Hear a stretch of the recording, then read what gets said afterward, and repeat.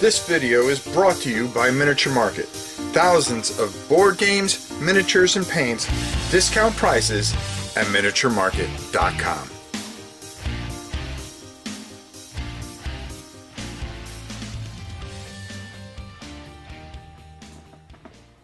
Hey everybody, it's your old pal Rob. Now, the other day I did a video about the OGL 1.1. And a funny thing, as the comments came in, and you know, I want to address a few things right up front, folks, because I'm a pretty blunt and honest person. A lot of you had taken viewpoints against what I was saying, but you did it in such a respectful and thought out and well done manner that it was appreciated. I really do. Not everybody has to agree with me, but you neckbeard blankety blanks, okay, with your black t-shirts and the bar soap that you can't find in your bathroom, okay, with some of the comments, you know, trying to being real brave behind a keyboard. You want to know something? Being brave behind a keyboard just shows how weak you are. Instead of being constructive and adding to what could have been a very constructive and smart conversation, you know, you just ended up deleted. And I don't care. I'll delete you. If you want to be respectful, make your point. And you know, there were a lot of things that were said that I didn't even think of. And we're going to address those things today, because today we are taking a look at the other side of Wizards of the West Coast. Now, why do I call them Wizards of the West Coast when it is Wizards of the Coast? People that don't follow this channel all the time know that I call them that because all the disasters and junk that they've done with Magic and what they've already done with this game. This has become a Hollywood, West Coast Hollywood type of mentality company, okay? And, you know, I really believe that people should, whatever they believe, it's okay. Okay? Because who's to say anybody's right? You can believe anything you want. If you believe it in your heart, then it's true. And it's okay. And it's okay to disagree with people. But you don't have to cancel them or wipe them from the planet. And that's what a lot of these companies do. And that's what this Wizards of the West Coast, as I call them, instead of the woke coast, because I hate that word. I hate that word. But this is what they do. Okay? This whole thing is about control. To control the narrative, what they think is the narrative. At least that's the way I see it. But today we're going to do something different. Okay? So I wanted to clear those things up first.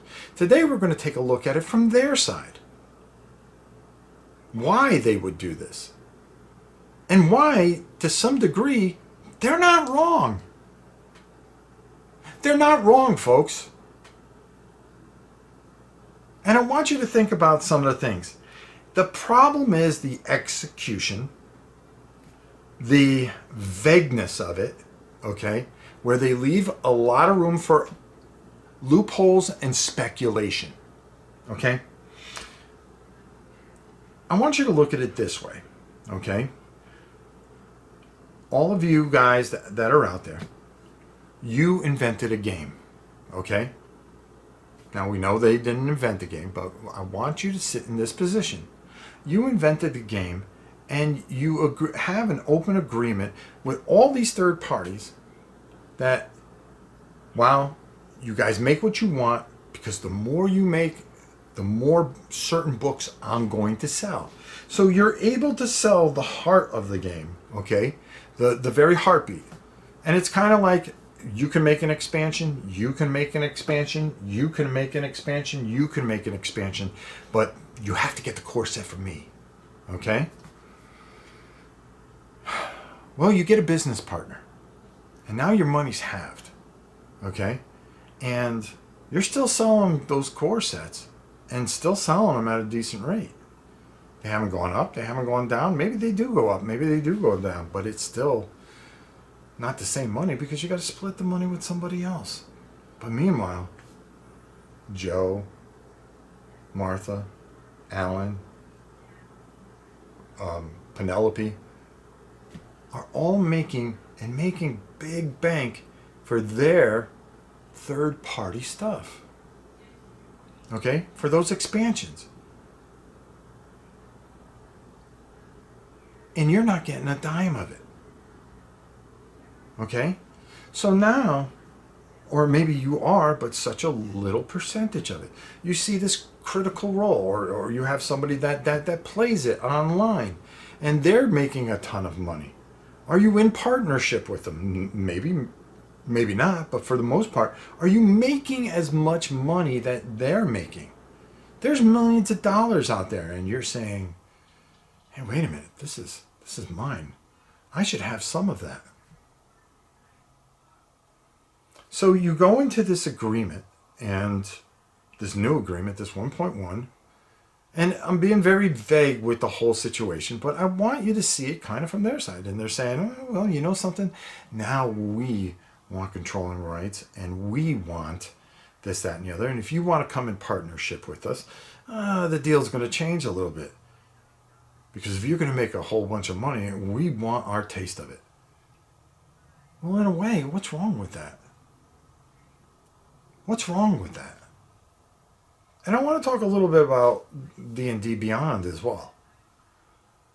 Because there's, I hear a lot of screaming about that as well. And there's something that I want to get off my chest about that too. That kind of ties into this. You know, everybody's screaming the evil empire, the evil empire. There's no doubt because of how vague it is and how after a certain number or how they can drop people at a whim. Oh, well, you don't have these kind of characters in here? Nah, we're dropping you. We don't want to do anything with you. That's a little harsh. And there are some things here that aren't being explained, and people are screaming. And listen, I watch the other videos too. Because I want to see how wrong or right I am out of my interpretation of what I'm seeing and hearing.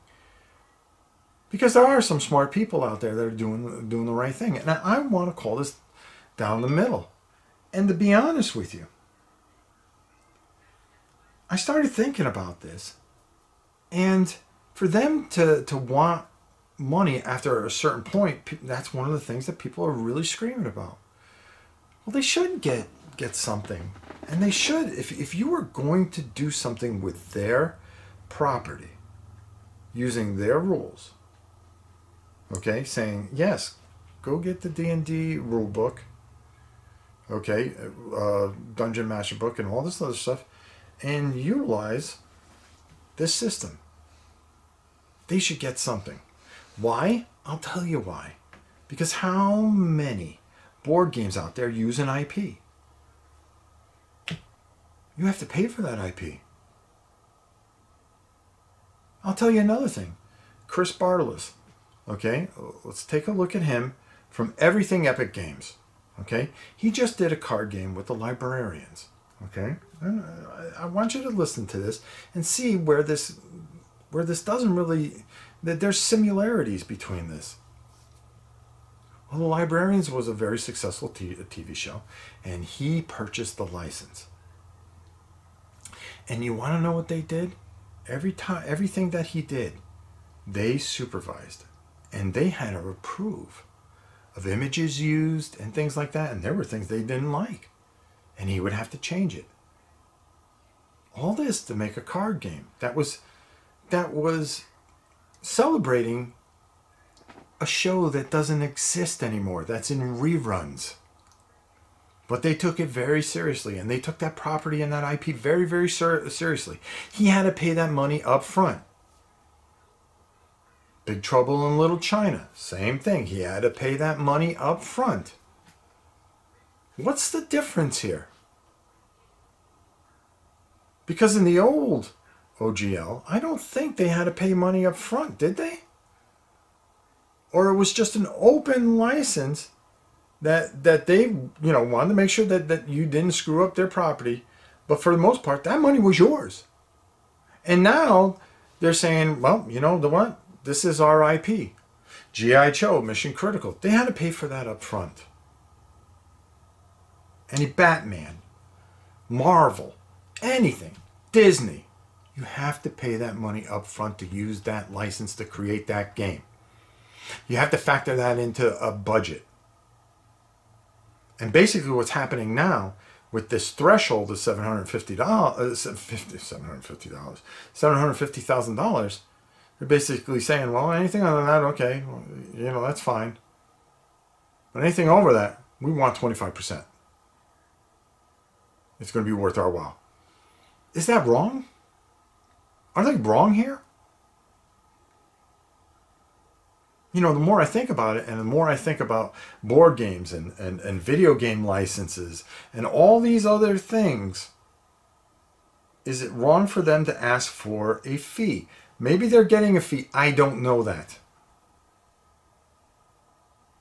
But the thing that I'm trying to say here is maybe while we're screaming with torches and pitchforks and ready to burn it all down to the ground, and maybe we should just take a little bit look at what's going on.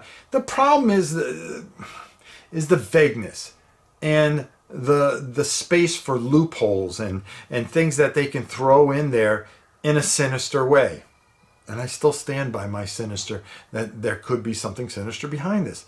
But if I have to look from it from their side, you're in partnership with a major corporation and you've got to pull your weight. A lot of you have written, they've got to pull their weight. And this is a way that they can ensure that they get some of those dollars that are out there. Because I talked to a friend who is in the business, and he will remain nameless. Now, how true these numbers are, he says these are true. And I'm going to throw them out there to you, and I want you to think about it. Hasbro did $1 billion in business last year. Out of that, I think it was 1 point whatever. Out of that $1 billion, Dungeons and Dragons did $100 million. Pretty impressive numbers. Hold on there, my friends. Hold on. Because the third-party stuff did close to $400 million. And the Wizards of the Coast, I'll call them as they are, okay? I know that it's Wizards of the Coast. I just have always called them, after screwing up Magic, Wizards of the West Coast. Hollywood Coast. With the Hollywood mentality. That it's nobody's fault. And nobody's to blame. Everybody else is the victim. They're the victim. Meanwhile, they're walking around with billions of dollars. Okay. $400 million. And if the Coast sees that, you don't want to know what the problem is? They want a piece of that. Hey, wait a minute. They're making double of what we made selling this stuff. We should be getting a piece of that. How can we arrange that where we redo this and get our part of it? And they want to go to a pay window, a monthly pay service. They do, because you know what that's going to do? That's going to squeeze these third parties even more in their minds. Which brings to D&D Beyond, okay? Or 1, or whatever they want to call it, okay? Old farts like myself, and there's a lot of us out there, those old DMs who've done it for a lot of years. When we were kids, if you told us while we were playing around with our Commodore 64s and our Amigas that they would, and showed us the graphics and all the cool stuff that you can do now with this system, oh, we would have dropped our pencils in a heartbeat. You would have seen them going, okay, I'm going to go and save every dollar I have working at Stop and Shop or Publix or wherever, grocery store, Piggly Wiggly. Okay, and I'm going to save every dollar I can to get myself a computer. Because now I'll be able to play with all my friends, whether they come over or not. I I don't have to leave and look at all this beautiful stuff, and I can be lazy. I can be a lazy dungeon master. I don't have to plan and write and calculate and articulate. This thing's going to do it for me. Oh, back in the day, 40 years ago, I would have jumped at it. I would have sold my bike, my car. I would have sold my little brother if I could, to be able to do that. And here it is today, where now I appreciate the old pen and paper. Now guys like me are going, oh, no, don't take away something that's been there for 40 years for me. You're ruining in the integrity of what was.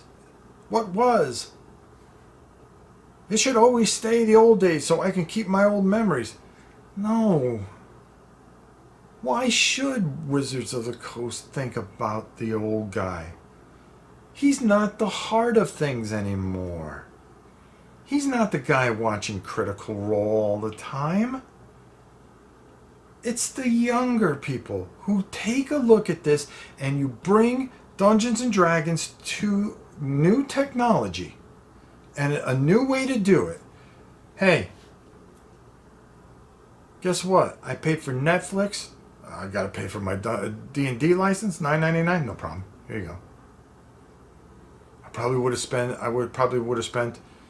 $200 in supplements last month. No, here's my $9.95 or whatever. And they're going to jump at it. And they're going to find that they like it and it looks impressive. That's okay. Where you're hearing the squealing from is a majority of the older crowd that is clinging on to their old childhood. It wasn't made for us. That's why we still have our first edition books, our second edition books, Ravenloft and all that stuff. That's why we have our old supplements. It's okay.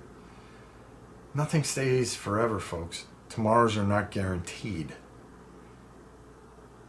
Tomorrows, you don't know what's going to happen.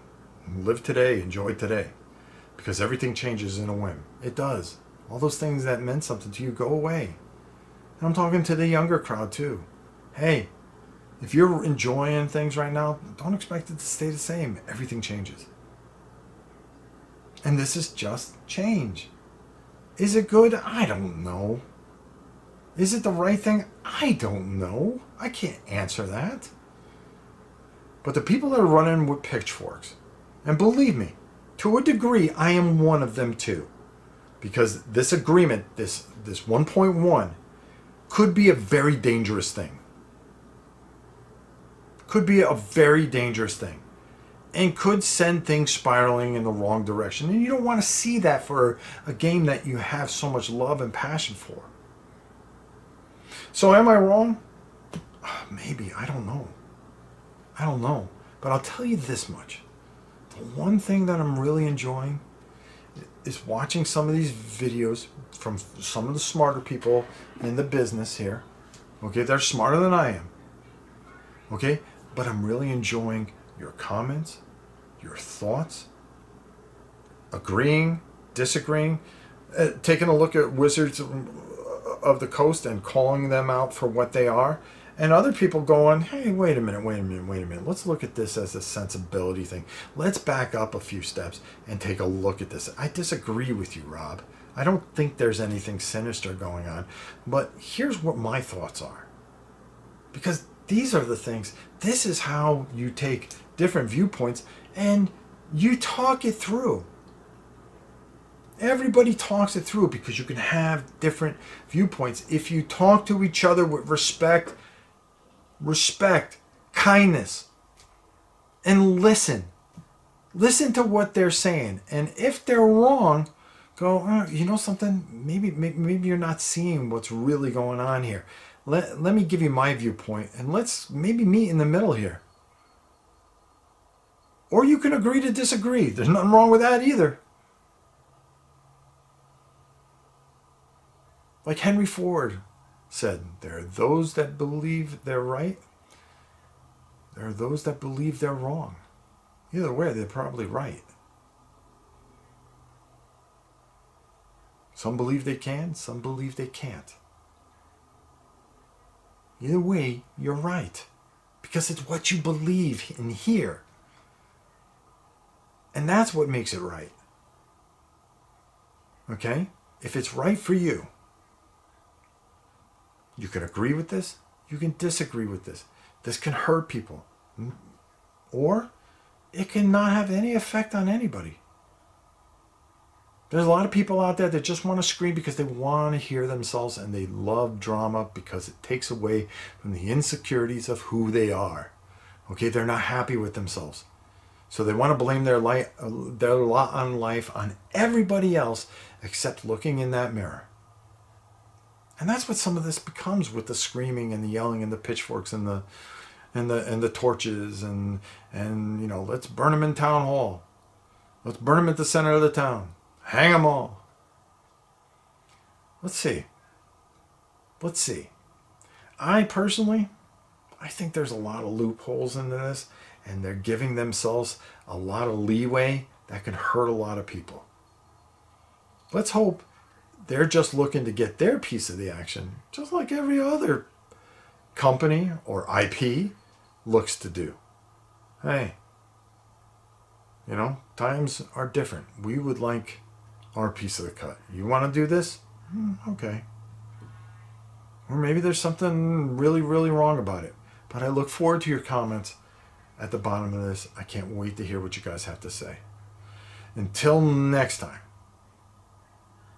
after I go watching 500 clickbait videos about this subject and seeing where I may have dropped the ball here, I hope that you guys will give me your viewpoints and be kind about it, because I really look forward to reading what you have to say. Until next time, it's your old pal Rob. We'll see you soon.